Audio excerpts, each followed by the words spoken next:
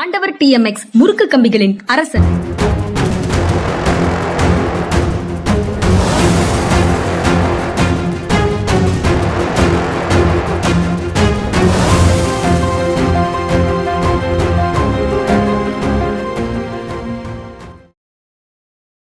வணக்கம். இது மனிதா மனிதா சார். வணக்கம் சார்.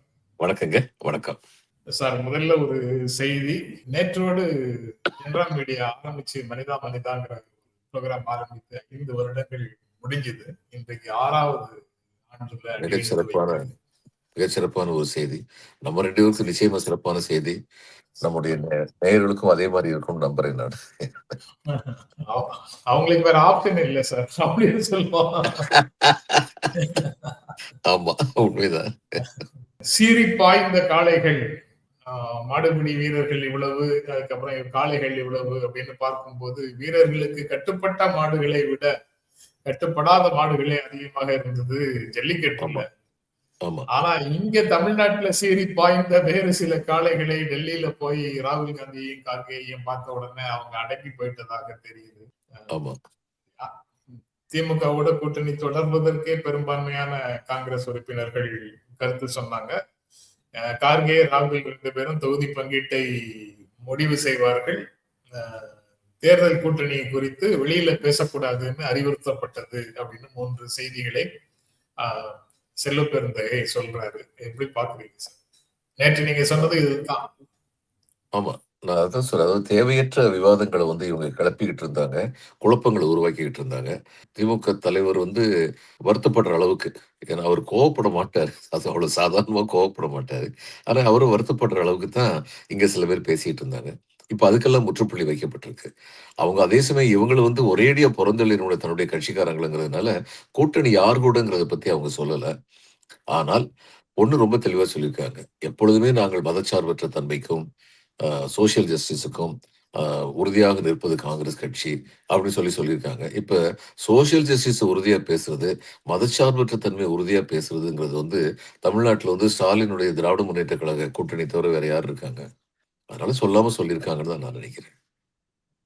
விஜய் சமூக நீதி சார்ந்த மதச்சார்பின்மை அல்லது மதச்சார்பற்ற சமூக நீதி அப்படின்னு அவரு மதச்சார்பற்றங்கிறது என்ன நினைக்கிறாருன்னா, தன்னுடைய பேரை சொக்கலிங்க ஜோசப் சுல்தான் வச்சுக்கிட்டா உடனே மதச்சார்பின்மை வந்துடும் அப்படிங்கிற மாதிரி பேசுறாரு. அவ்வளவுதான் பேசுறாரு. நான் ஏற்கனவே சொல்லியிருக்கேன், இந்த கையில ஒரு கையில பகவத்கீதை, இன்னொரு கையில திருக்குறளையும் வச்சுக்கிட்டு நீங்க மதச்சார்பின்மை பற்றியோ சோசியல் ஜஸ்டிஸ் பற்றியோ பேச முடியாது. ஆனா அவர் அதான் பேசிட்டு இருக்காரு. அதனால அவருடைய பேச்சுக்கு எந்த மரியாதை கொடுக்கணுங்கிறது நிச்சயமா காங்கிரஸ் ஆளுமைக்கு தெரியும். ட்வீட் போடக்கூடாது, அறிக்கைகள் போடக்கூடாது. அப்படி போடுவது தொடர்பாக தங்களுக்கு வருத்தம் நேர்ந்ததாக தலைமை இந்த நிர்வாகிகளிடத்துல சொன்னதாகவும் செல்வ பெருந்தகை சொல்றாரு. ஒழுங்கை கடைபிடிக்கணும், சமூக ஊடகங்கள்ல அறிக்கைகள் மூலமாக பேசக்கூடாது அப்படின்னு சொல்லப்பட்டதாக சொல்றாரு. இது காலதாமதமானது அப்படின்னு ஒரு தரப்பு விமர்சகர்கள் பேச தொடங்குறாங்க. அதை எப்படி பார்க்குறீங்க? இல்ல, கால தாமதமானதுன்னு தான் நானும் நினைக்கிறேன். ஏன்னா ராகுல் காந்தியே ஜனநாயகன் படத்தை பத்தி தமிழ் கலாச்சாரத்திற்கு நீங்க எந்த இடத்திலும் பண்ணி ஜெயிக்க முடியாதுன்னு சொன்னது ரொம்ப விசித்திரமானது. அதுல தமிழ் கலாச்சாரத்தை பத்தி என்ன இருக்கு? நீங்க ஒரு பத்திரிகை சுதந்திரத்தை, மீடியா சுதந்திரத்தை தடுக்கிறீங்கன்னு சொன்னா அதுல அர்த்தம் இருக்கு. அது ஜனநாயகனுக்கும் சொல்லலாம், பராசக்தியும் சொல்லலாம், எந்த படத்துக்கும் சொல்லலாம் அவங்க. ஆனா அவருடைய அறிக்கையை கொஞ்சம் மனசை குழப்பறதா தான் இருந்தது. இன்னைக்கு அந்த குழப்பத்துக்கு ஓரளவு அவங்க விட சொல்லி, இன்னும் அவங்க முற்ற முழுக்க நாங்க திமுக கூட தான் கூட்டணின்னு அவங்க சொல்லல. ஆனா அதுக்கு காரணம் ஒண்ணு இருக்கலாம்னு சொல்லி பொதுவா சொல்றாங்க. என்னன்னா, அப்படி சொல்லிட்டாங்கன்னா விஜய் பிஜேபி பக்கம் போறதுக்கு அவரே முடிவெடுக்கக்கூடிய நிலைமையை தள்ளப்பட்டு விடுவார். நம்ம அதை செய்யக்கூடாது, அது அந்த ஆளு தனியா திரிசங்குவாகவே இருக்கட்டும் அப்படின்னு சொல்லி நினைக்கிறாங்க அப்படின்னு சொல்றாங்க. இப்படி இது ஒரு ஸ்ட்ராட்டஜின்னா அது பிஜேபிக்கு தெரியாம இருக்குமா? இந்த மாதிரி ஸ்ட்ராட்டஜி அவங்க எதிர்வினை ஆற்றுவார்கள். அது போக அவங்களே காங்கிரஸோடு போய் சேரு அப்படின்னு சொல்லி விஜய புஷ் பண்றதாக ஒரு தரப்பு பிஜேபி ஆதரவாளர்கள் சொல்றாங்க. ஏன்னா அதன் மூலமாக திமுக கூட்டணியில காங்கிரஸை அங்கிருந்து கழட்டியாச்சுன்னா இயல்பாக ஒரு கூட்டாளி போனதுனால ஒரு கூட்டணிக்கு ஏற்படக்கூடிய பலவீனம்ங்கிறது ஒண்ணு. இன்னொன்னு, திமுக அப்படியே ஜெயிச்சாலும் அதுல காங்கிரஸ் இல்லாத கூட்டணி தான் ஜெயிச்சுது அப்படின்னு ஒரு பெயர் வந்துடும். காங்கிரஸ் கூட்டணி ஆல் இந்தியா பிக்சர்ல காங்கிரஸுக்கு கிராஃப்ல இடம் இருக்காது அப்படின்னு பிஜேபியை இவங்களை தள்ளி விடுறதாகவும் ஒரு கருத்து சொல்றாங்க. ஆமா. இப்படியெல்லாம் பிஜேபி நினைச்சு அது காங்கிரஸுக்கு தெரியாம இருக்குமா? தெரியும். காங்கிரஸ் தேர்தல் கெட்டிக்காரங்க தானே. 2 பேருமே இன்னைக்கு விஜய் வந்து எப்படி ஹேண்டில் பண்றது அப்படின்னு சொல்லி யோசிச்சு காங்கிரஸ்காரங்களுக்கும் சில பல லட்சங்கள் இருக்குதானே சார்? ஆமா இருக்கு.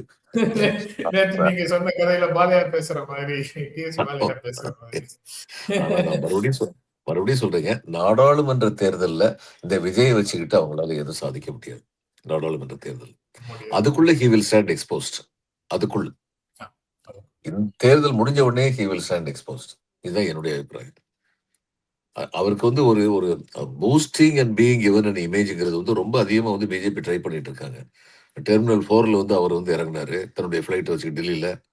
அது வழக்கமா விவிஐபிக்கு தான் அந்த டெர்மினல் வந்து கொடுப்பாங்க. ஆனா பிரைவேட் பிளேன்ல வர்றவங்க பல பேருக்கு அது கொடுப்பாங்க. இவர் பிரைவேட் பிளேன்ல வந்தாரு. ஆனா அவருக்கு கொடுத்திருந்த அந்த செக்யூரிட்டி செட்டப், அந்த ஒரு ஒரு பிக்சர், அது வந்து அவர் ரொம்ப பெரிய ஆளா காமிக்க அவருக்கு ஒரு ஈகோ ஃபுல்ஃபில்மெண்ட் அங்க கொடுக்கப்பட்டது. அதே சமயம் பொங்கலுக்கு அப்புறம் வர்றீங்களா, இன்னொரு விசாரணை இருக்கு அப்படின்னு சொல்லி அதுவும் சொல்லப்பட்டது. அதனால நாங்க உங்களை நல்லா வச்சுக்குவோம், நீங்க எங்க பக்கம் தாராளமா வந்துடணும், அது உங்களுக்கு நல்லது அப்படின்னு சொல்லி அறிவுறுத்தப்படுகிறது. இது அறிவுறுத்தல் மட்டுமில்லை, எச்சரிக்கையும் கூட அப்படின்னு சொல்லி சொல்லலாம். அதுதான் இப்ப நடந்துகிட்டு இருக்கு பிஜேபி சைட்ல இருந்து. இவர் வந்து இன்னைக்கு வந்து காங்கிரஸ் கூட வர்றதுல வந்து தன்னுடைய செக்யூலரிசம் இதெல்லாம் உடனடியா மக்கள் நம்பிடுவாங்க. காங்கிரஸ் கூட இருக்காரு, அப்ப அவங்க செக்குலர் அந்த மாதிரி அவருக்கு நினைப்பு இருக்கலாம். அப்புறம் இன்னொன்னு என்னன்னா, எம்ஜிஆர் வந்து எப்படி காங்கிரஸ் தன்னை ஐக்கியப்படுத்திக் கொள்ளவில்லையோ அன்னைக்கு, அதே மாதிரி இவர் பிஜேபியோட தன்னை ஐக்கியப்படுத்திக் கொள்ள விரும்ப மாட்டார்.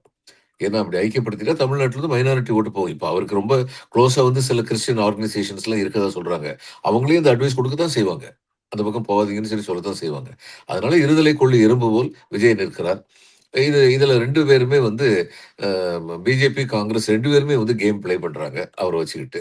காங்கிரஸ் தலைமை கடைசியில வந்து சரியான முடிவு எடுக்கணும்னா, இன்னைக்கு வந்து அனைத்திந்திய அளவுல மம்தா பானர்ஜி ஒரு பெரிய லீடர், ஸ்ட்ராங் லீடர். சந்தேகமே இல்லாம.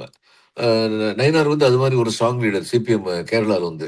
ஆனா, முற்ற முழுக்க காங்கிரஸ வந்து ஆல்மோஸ்ட் அன்கண்டிஷனலி சப்போர்ட் குடுத்துக்கிட்டு இருக்கிறது திமுக தான்.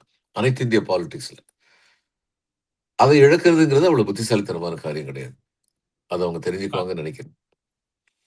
ஏற்கனவே தெரிஞ்சிருப்பாங்கன்னு தான் சார் நினைக்கிறேன். அதனாலதான் உடனடியாக இந்த வேலையவாவது செஞ்சிருக்கிறாங்க. ஆனா என்னன்னா, வீரருக்கு கட்டுப்படாத காளைகள்ல ஏதாவது 1, 2 திரும்பவும் வரத்தானே செய்யும். எந்த காலத்திலயுமே நான் வந்து காங்கிரஸ் கட்சியை சேர்ந்தவன் இல்ல, ரத்தத்திலேயே காங்கிரஸ்காரன் அப்படின்னு சொல்லிட்டு கட்சி முடிவுகளுக்கு மாறாக பேசக்கூடிய நல்ல மனிதர்கள் அங்க இருக்கத்தானே செய்யறாங்க. ஆமா. இருக்கதான் செய்றாங்க. உதாரணமா அவங்க அந்த திருச்சி வேலுச்சாமிய பத்தி காங்கிரஸ்ல உள்ள ஒருத்தர் சொல்றாரு, "என்னங்க செல்வ பெருந்தகைக்கு அவர ஹேண்டில் பண்ண தெரியல. அவர் காங்கிரஸ்காரரே இல்லையே! அவர்ட்ட என்ன காங்கிரஸ் மெம்பர்ஷிப் கார்டா இருக்குன்னு ஒரு வார்த்தை கேட்டா சரியா போயிரும்ல." இப்ப இது மாரி அவங்களுக்குள்ள பலவிதமான பேச்சுக்கள் நடந்துகிட்டு இருக்கு. திருச்சி வேலுச்சாமி எனக்கு அவர் மேல ரொம்ப மரியாதை உண்டு. ஏன்னா, சம்பாதிக்கணும்னு நினைக்காத ஒரு அரசியல்வாதிங்கிறதுல சந்தேகம் இல்ல. திருச்சி வேலுச்சாமி பத்தி. அவருடைய மத்ததெல்லாம் என்ன வேணாலும் சொல்லலாம். நிலைப்பாடு அதுன்னு சொல்லி. அவர் வந்து சுப்பிரமணியசாமி கூட இருந்தவரு. அவர் வந்து ஒரு சந்தேகம் வந்தோனே அத விட்டு வெளியில வந்தாரு. அன்னைக்கு தொடர்ந்து இருந்திருந்தாருன்னா நல்லா சம்பாதிச்சிருப்பாரு. சந்தேகம் கிடையாது. ஆனா அப்படியெல்லாம் சம்பாதிக்கணும்னு நினைக்கல. அதுல சந்தேகம் கிடையாது. அவர் வந்து திருச்சியில வந்து மாலை முரசு இது நடந்தபோது, மக்கள் அரங்கம் நடந்தபோது ஏறக்குறைய 1 வருஷத்துக்கு முன்னாடி, விஜய்க்கு எதிராக முற்ற முழுக்க கருத்துக்களை சொன்னவர் வந்து அவர்தான். இன்னைக்கு விஜய்க்கு ஆதரவா வந்து முற்ற முழுக்க கருத்துக்களை சொல்லிட்டு இருக்காரு அப்படின்னா, அது எனக்கு கொஞ்சம் வியப்பாகத்தான் இருக்கிறது. இந்த கூட்டத்துல நான் போய் கலந்து கொள்ளவில்லை.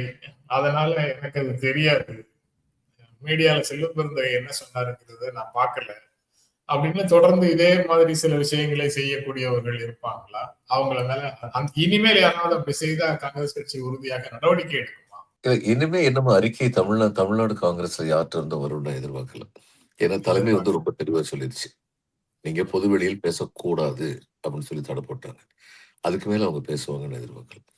இதுக்கு மேல பேசுனா திரு ராஜா போன்ற திமுக தலைவர்கள் வந்து காங்கிரஸ் தலைமையிட்டு வந்து கேள்வி கேட்பாங்க. என்ன பலமற்று போய் இருக்கிறீர்களா? நீங்க இவ்வளவு சொன்னதுக்கு அப்புறமே இது மாதிரி பேசினா என்ன அர்த்தம் அப்படின்னு கேட்பாங்க. அதுக்கப்புறம் சார் அதிமுக தங்களுடைய வாக்குறுதிகள்ல ஒரு பகுதியை நேற்று வெளியிட்டிருக்குதுன்னா அதனுடைய முதலமைச்சர் வேட்பாளர் இப்போ எதிர்கட்சி சட்டசபை எதிர்கட்சி தலைவர் முன்னாள் முதலமைச்சர் கட்சியினுடைய பொதுச் செயலர் எடப்பாடி பழனிசாமி சொல்றாரு, குடும்ப தலைவிக்கு மாதம் 2000 ரேஷன் அட்டையில குடும்ப தலைவி ஒவ்வொரு ரேஷன் அட்டைக்கும் மாதம் 2000 ரூபாய், அரசு பேருந்துகளில் ஆண்களுக்கு கட்டணம் இல்லாத பயணம் அப்படின்னு 2 விஷயத்த முதன்மையாக சொல்றாரு. எப்படி பாக்குறீங்க? எல்லா ரேஷன் கார்டு கொடுக்குறாருன்னா IAS officer wife, IPS officer ஒய்ஃபுக்கெல்லாம் 2000 ரூபாய் கொடுக்க போறாரு. எல்லா ரேஷன் கார்டு கொடுக்குறாரு. டார்கெட்டட்ங்கிறது கிடையாது. அப்படித்தான் அர்த்தமாகுது. அது தேவையா? இப்ப இவங்க வந்து ஸ்கிரீன் பண்ணாங்க திமுக. ஸ்கிரீன் பண்ணும்போது அதுல சில குறைபாடுகள் இருக்குன்னு சொல்லி மக்கள்கிட்ட இருந்து ரெப்ரசன்டேஷன் இருந்துச்சு.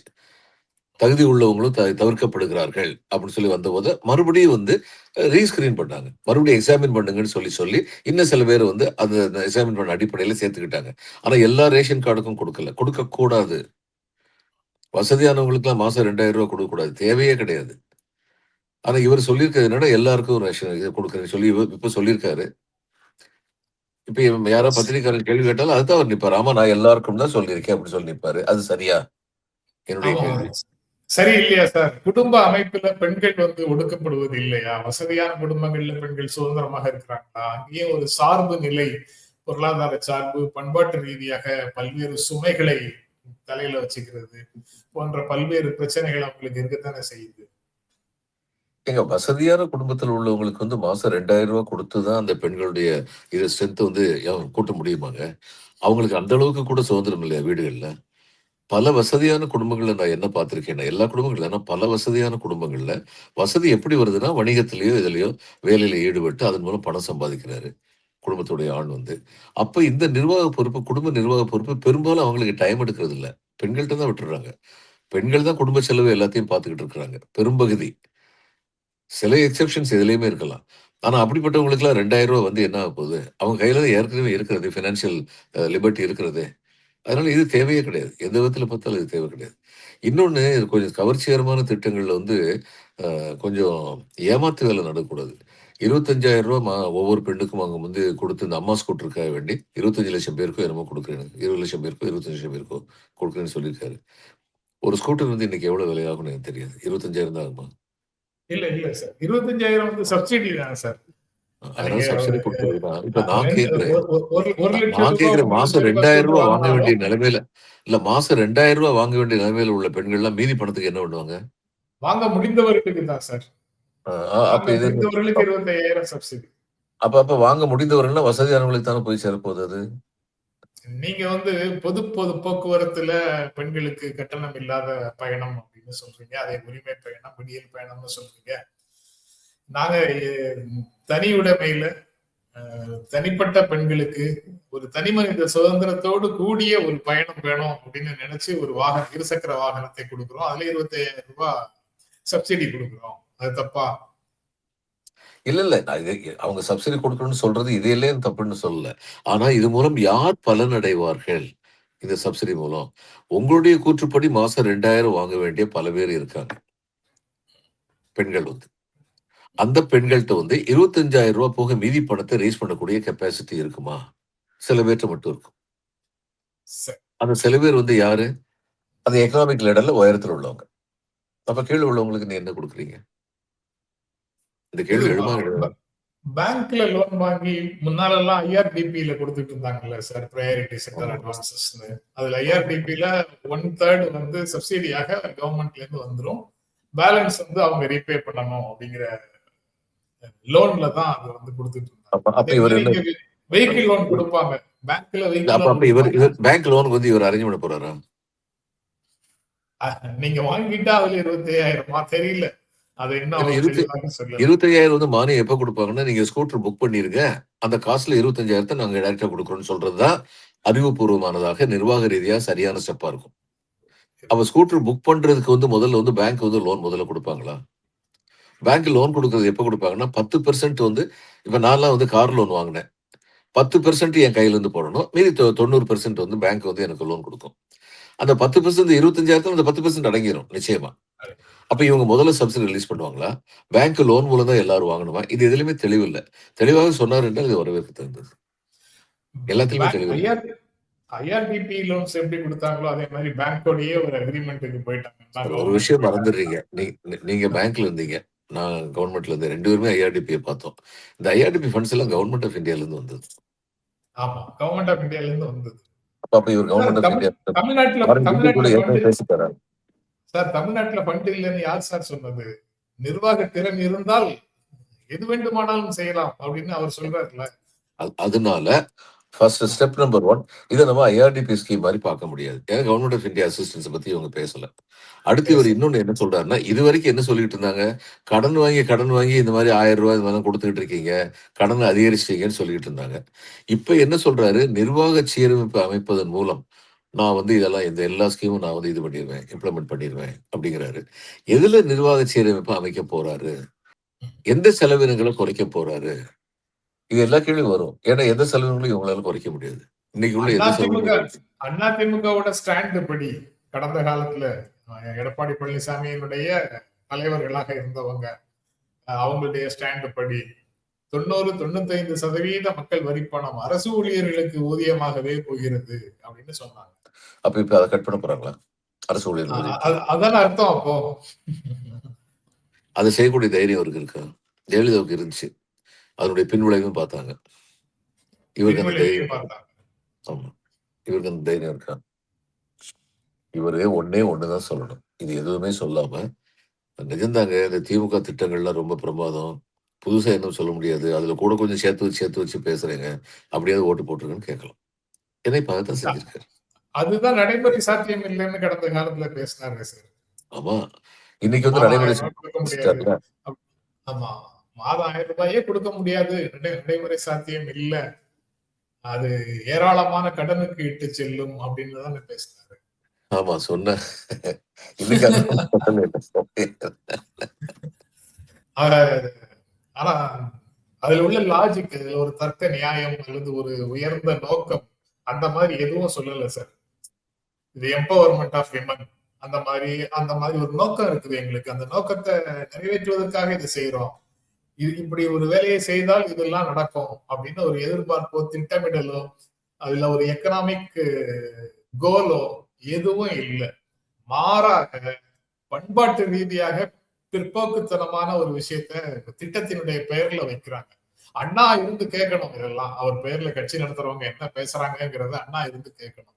குலவிளக்கு திட்டமா இது ஒண்ணுமில்ல சார். விஜய் வந்து என்ன சொன்னாரு, வீட்டுல குடும்பத்துக்கு ஒரு ஸ்கூட்டர்னு சொல்லிட்டாரு.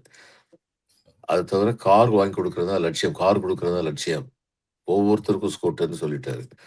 இவங்க அதுக்கு வந்து மேக்கப் பண்ண வேண்டியிருக்கு. திராவிட முன்னேற்ற கழகத்தை பொறுத்த மட்டும் அவங்களுடைய தேர்தல் வாக்குறுதியில பெரும்பான்மையை நிறைவேற்றியவர்கள்ங்கிற ஒரு பெருமை வந்து அவங்களுக்கு கலைஞர் காலத்துல இருந்தே உண்டு. இப்பயும் அவங்க நிறைவேற்றாத சில திட்டங்கள் இருக்கத்தான் செய்யுது. அது உண்மைதான். அதை பத்தி அவங்க வந்து மக்கள்கிட்ட பதில் சொல்ல கடமைப்பட்டிருக்காங்க. பதில் சொல்லணும். ஆனால் எதெல்லாம் வந்து அடித்தட்டு மக்களுடைய வாழ்க்கைக்கு உதவுன்னு சொல்லி நினைச்சாங்களோ சொன்னாங்களோ அதுல பெரும்பான்மையை அவங்க நிறைவேற்றிருக்காங்க. பெரும்பான்மை மக்களுக்கு போய் சேர வேண்டிய திட்டங்களான இந்த இலவச பேருந்து பயணம், உரிமை தொகை இதெல்லாம் நிறைவேற்றிருக்காங்க. ஸ்டூடெண்ட்ஸுக்கு வந்து நான் முதல்வன், தமிழ் புதல்வன், புதுமை பெண் இந்த மாதிரி திட்டங்கள் எல்லாமே அவங்க நிறைவேற்றிருக்காங்க. அதனால வந்து இப்ப மிஸ்டர் பழனிசாமி சொல்றதுல ஒண்ணு நம்ம வரவேற்க தகுந்தது என்னன்னா, இந்த பணம் எல்லாம் நேரடியா வங்கி கணக்கு போகும். அப்ப அது இப்ப சிஸ்டம் ஆயிடுச்சு. இனிமே வந்து இப்படிப்பட்ட உதவித்தொகை கொடுத்தால் அது நேரடியா வங்கி கணக்கு தான் போகும். அப்படிங்கிறது ரொம்ப வரவேற்க தகுந்தது. இந்த மிடில்மேன் புரோக்கரேஜ், லீக்கேஜ் இதெல்லாம் இல்லாம இருக்குங்க. ஆனா இதை கொண்டு வந்தது அமல்படுத்திக்கிட்டு இருக்கிறது திமுக. புதுசா இவங்க என்னவும் பண்ண போறது பல பேருக்கு தெரியாது. இதை முதல்ல செஞ்சது யாருன்னு பல பேருக்கு தெரியாது. ஒரு தமிழன் ஒரியா மக்களை ஆளுவதான்னு சொல்லிட்டு ஒரு பொய் பிரச்சாரத்தை கிளப்புனாங்கல்ல, அந்த தமிழன் பேர் வந்து மிஸ்டர் பாண்டியன், ஒரு ஐஏஎஸ் ஆபீசர். அவரு டிஸ்ட்ரிக்ட் கலெக்டரா இருந்த போது முதல் தடவையா இவங்களுக்கு விவசாயிகளுக்கு மானிய தொகை நேரடியாக அவங்க அக்கௌண்ட் போய் சேரணும்னு சொல்லிட்டு திட்டம் போட்டு கொண்டு வந்து செயல்படுத்தினார். கவர்மெண்ட் ஆஃப் இந்தியால பல சமயங்கள் என்ன பண்ணுவாங்க, எந்த மாநிலத்திலயும் ஏதாவது ஒரு சரியான திட்டம் இருந்தா, கவர்மெண்ட் ஆஃப் இந்தியால உள்ள சீனியர் ஐஏஎஸ் ஆபீசர்ஸ் வந்து அத வந்து அமைச்சருடைய பிரதம மந்திரியுடைய கவனத்துக்கு கொண்டு போவாங்க. இந்த பாய்ன்னு சொல்லி ஒருத்தர் இருந்தார் இவங்களுக்கு, மிஸ்ஸஸ் காந்திக்கு. அந்த காலத்துல. அவர் வந்து இந்த மாரி இதெல்லாம் ரொம்ப கூர்மையான கண்ணோட பார்ப்பாரு. அந்த காலத்துல தான் டிவின்னு இருந்துச்சு. ட்ரெய்னிங் அண்ட் விசிட் அப்படின்னு இருந்தது மகாராஷ்டிரால.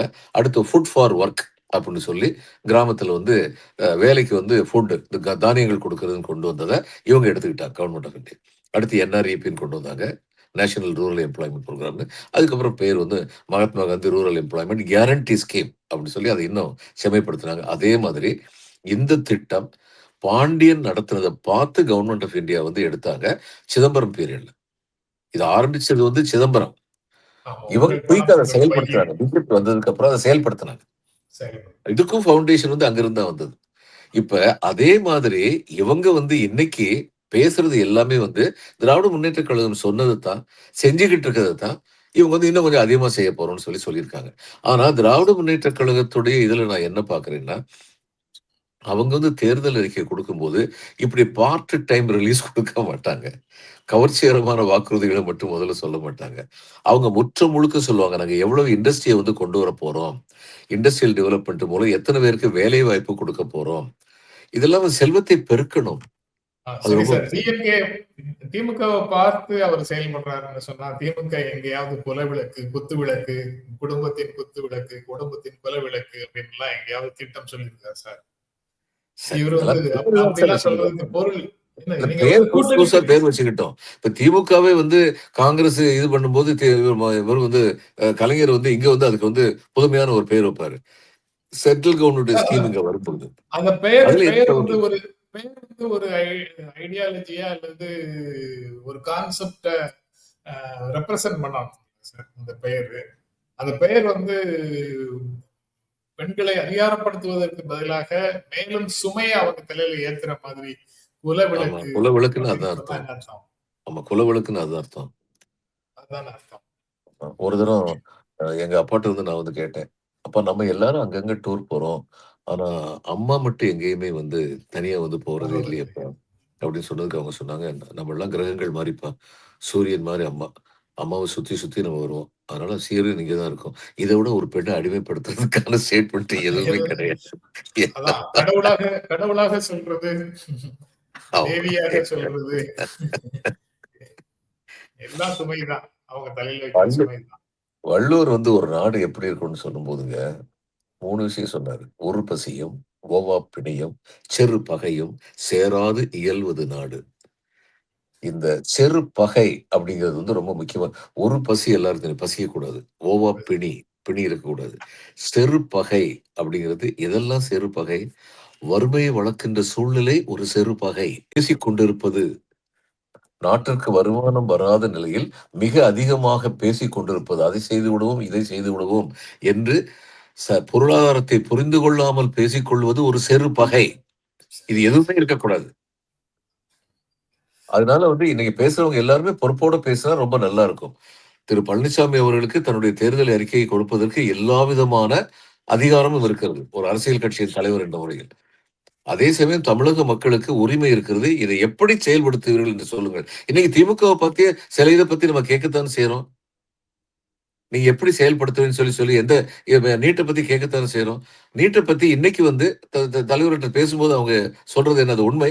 பொது வெளியில அவங்க சொல்லலாம். நாங்க சென்ட்ரல் கவர்ன்மென்ட்ல சேஞ்ச் வரும்னு எதிர்பார்த்தோம். அதுதான் எங்க கையில இருக்கிற மந்திரக்கோல்னு நெனைச்சோம். ஏன்னா அது வந்த உடனே ஏற்கனவே ராகுல் காந்தி சொல்லியிருந்தாரு.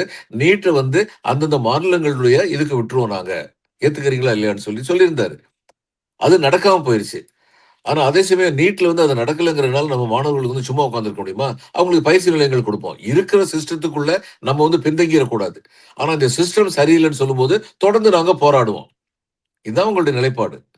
இது மக்கள்ட்ட வந்து புரிய வைக்க முடியும். இல்ல சொல்லிட்டு தான் சார் இருக்காங்க. அதை சொல்றாங்க. ஆட்சி மாற்றம்னு எதிர்பார்த்தோம். அது நடக்கலைங்கிறதுனால இந்த செட்பேக். அதை இப்போ லீகலாவும் ஃபைட் பண்றோம். திரும்ப ஒரு ஆட்சி மாற்றத்தை கொண்டு வருவதற்கும் முயற்சி செய்றோம். அதுக்கு இடையில இடைக்கால ஏற்பாடாக உங்களை தேர்வுக்கு தயார் பண்ணவும் செய்றோங்கிறது தான் அவங்களுடைய நிலைப்பாட்டை சொல்றாங்க. ஆனா நீ சொன்னது என்னாச்சு? அப்படின்னு திரும்ப திரும்ப இவங்க ஆமா. திரும்ப கேட்கிறாங்க. திரும்ப அதான் வாதத்தை கேட்கிறேன். திரும்ப திரும்ப கேட்கிறாங்க. இதை ஏற்பதில்லை. இந்த விளக்கத்தை ஏற்பதில்லை.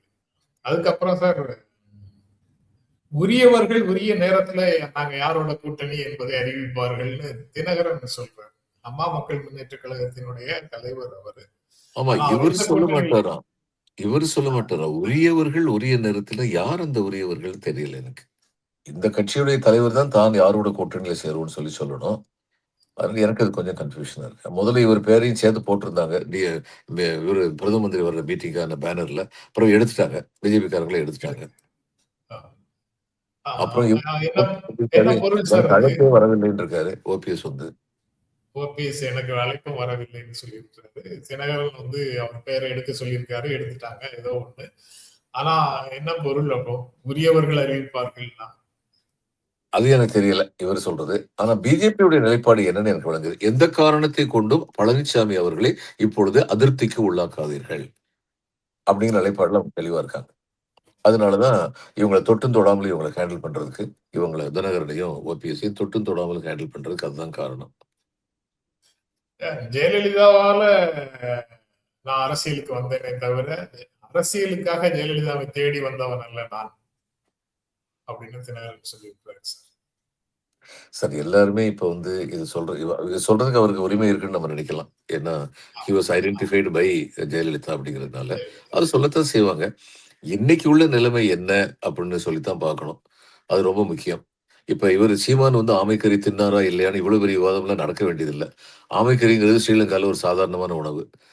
இப்ப இந்த மாரி விஷயங்கள்லயே வந்து பிரதானப்படுத்திக்கிட்டு இருந்தாங்கன்னா, கொள்கை என்னங்கிறத பத்தி பேசுறதுக்கு டைம் இல்லாம போயிரும். அவர் ஏதோ தனிப்பட்ட முறையில சொல்றாரு, பிரபாகரன் கூட நெருக்கம் இருக்குன்னு சொல்றாரு அப்படின்னா, அதை எதுக்கு முக்கியமான விஷயமா பேசுறீங்க? அவர் என்ன சொல்றாருங்கிறத பத்தி பேசுங்க. அந்த நெருக்கத்தை தானே சார் தன்னுடைய கட்சிக்கான முதலீடாக அடித்தளமாக இல்ல அந்த இவர் நெருக்கத்த பத்தி பேசக்கூடாதுன்னு நான் சொல்லங்க. அத பத்தி மட்டுமே பேசிக்கிட்டு இருக்கக்கூடாது. அதை பத்தி பேசலாம். இப்ப சுபவீர பாண்டியன்ட்ட கேட்டா அவர் சொல்லுவாரு, "எப்படி சீமான வந்து நாங்க வந்து கொண்டு வந்தோம். எப்படி நம்பி கொண்டு வந்தோம்." அப்படின்னு ரொம்ப விவரமா சொல்லியிருக்காரு. சுபவீர பாண்டியன் வந்து. ஆனா அவர் வந்து பொது வெளியில அத திரும்ப திரும்ப பேசுறதில்ல. உண்மைய சொல்லிட்டு இதாங்க உண்மை. இதுக்கு மேல பேசுறதுக்கு ஒண்ணுமில்ல. அப்படின்னு சொல்லிட்டு போயிட்டாரு. அப்ப இன்னைக்கு வந்து மக்களுக்கு வந்து அவர் அத ஒரு பெரிய முதலீடா வச்சிருக்காருன்னா, இப்ப பிரபாகரன் வந்து ஸ்ரீலங்கால வந்து இன்னைக்கு உயிரோடு இருந்து தனி ஈழம் வந்துருந்துச்சுன்னா, அதனால தமிழ்நாட்டு நிலைமை வந்து மேல போயிற போதா? தனி ஈழம் வந்தா ஈழ மக்களுக்கு வந்து அதனால பலன் கிடைக்கும். அப்ப அத வச்சு இங்க தமிழ்நாட்டுல வந்து அறுவடை செய்யணும்னு சொல்லி நினைச்சா, பொலிட்டிக்கல் ஹார்வெஸ்ட் பண்ணணும்னு நினைச்சா, அதையே வந்து நீங்க வந்து எக்ஸ்போஸ் பண்ணலாம். நீங்க பிரபாகரன் கூட நெருக்கம்னு சொல்றீங்க. அத பத்தியே சந்தேகம் இருக்குங்கிறது ஒரு பக்கம் இருக்கட்டும். பிரபாகரன் நெருக்கத்தினால் நீங்க தமிழ்நாட்டு மக்களுக்கு என்ன செய்ய முடியும்னு நினைக்கிறீங்கன்னு கேட்கலாம். ஆனா இன்னைக்கு அரசியலுடைய பேச்சு வந்து திசை திரும்பிக்கிட்டே இருக்கு. இது திட்டமிட்டு செய்யப்படுகிற ஒரு செயல்தான். ஒரு முக்கியமான பிரச்சனைகளை பற்றியே அணுகாம, வேற ஒரு காரியங்கள பத்தியே பேச வைக்கிறதுங்கிறது ஒரு பெரிய யுக்தி தான். அது இருக்கக்கூடாதுன்னு நினைக்கிறேங்க. நீங்க ஓபிஎஸ் பத்தி சொன்னீங்களே சார், அவர் சொல்ற இன்னொரு ஸ்டேட்மெண்ட்டை டீகோட் பண்ணிட்டீங்கன்னா நிகழ்ச்சியை நிறைவு செய்யலாம் சார். மிகப்பெரிய பொறுப்பு உங்ககிட்ட கொடுக்குறேன்னு நினைக்காதீங்க. அது மிகப்பெரிய ஓபிஎஸ்க்கு பொறுப்பு. இல்ல தனிப்பட்ட முறையில் ஓபிஎஸ்க்கு இன்னும் பிஜேபி தலைவர்கள் சொல்வார்கள். "கட்டுண்டோம், பொறுத்திருப்போம், காலம் வரும், காத்திருப்போம்" அப்படின்னு தான் சொல்லுவாங்க. அப்படின்னு சார். இவர் அது கூட சேர்ந்து அவரு இன்னொன்னு சேர்த்துக்கிடுவாரு. ஓபிஎஸ் "தர்மத்தின் வாழ்வதனை சூதுகவும், தர்மம் மறுபடி வெல்லும்" அப்படின்னு இன்னொன்னு சேர்த்துக்குவாரு. ஆமா. இப்ப அவர் சொல்லியிருக்கிறது அதிமுக ஒன்றிணையாமல் திமுகவை வீழ்த்தவே முடியாது அப்படின்னு ஆமா. சொல்றாரு. அப்போ அதுக்கு அதிமுக ஒன்றிணையாமல் அப்படிங்கிறத டீகோட் பண்றதா, திமுகவை வீழ்த்த முடியாதுங்கிறத டீகோட் பண்றதா, அந்த ரெண்டுல ரெண்டையுமே பண்ணிட்டீங்கன்னா நல்லது. அதிமுகவை ஒருங்கிணைக்காமல் அப்படின்னு சொன்னா என்ன, நீங்க சேர்க்காம நீங்க திமுகவை வீழ்த்த முடியாதுன்னு சொல்றாரா? அது உண்மையும் கூட. போன தேர்தல்லயே வந்து தினகரன் வந்து எத்தனை அ தொகுதியில வந்து இவங்களுடைய வெற்றி வாய்ப்பை இது அ தவிக்க விட்டார்ங்கிறத பார்த்துட்டோம். இன்னும் அவங்களுக்குன்னு சொல்லிட்டு செல்வாக்கு நிச்சயமா இருக்கத்தான் செய்யுது. 2 பேருக்குமே. அந்தந்த ஏரியாலும் செல்வாக்கு இருக்கத்தான் செய்யுது. குறைஞ்சிருக்கலாம். அன்னைக்கு இருந்த அதே செல்வாக்கு இன்னைக்கு தினகரனுக்கு இருக்கான்னு எனக்கு தெரியாது. ஆனா செல்வாக்கு இருக்கு. அதுல சந்தேகமே கிடையாது. அப்ப அந்த செல்வாக்க சேர்த்து வச்சுக்கணும். பிஜேபி எப்படின்னு பாருங்க. சிராக் பஸ்வானையும் சேர்த்து வச்சுக்கிடுவாங்க. எல்லாரையும் சேர்த்து பீகார்ல இருந்து என்ன செஞ்சாங்க? எல்லாரையும் சேர்த்து வச்சுக்கிட்டாங்க. இன்னைக்கு அதுதான் முயற்சி பண்ணிட்டு இருக்காங்க. அதுக்கு முட்டுக்கட்டையா இருக்கிறது வந்து இபிஎஸ். அது காரணம் தெரியும். இபிஎஸ்க்கு வந்து தன் வாழ்வு என்பது தன் கட்சியின் வெற்றியை விட முக்கியம். இது அவர் இப்ப நீங்க வெளிப்படையா வந்து பல சமயங்கள் வந்து காட்டிட்டார்.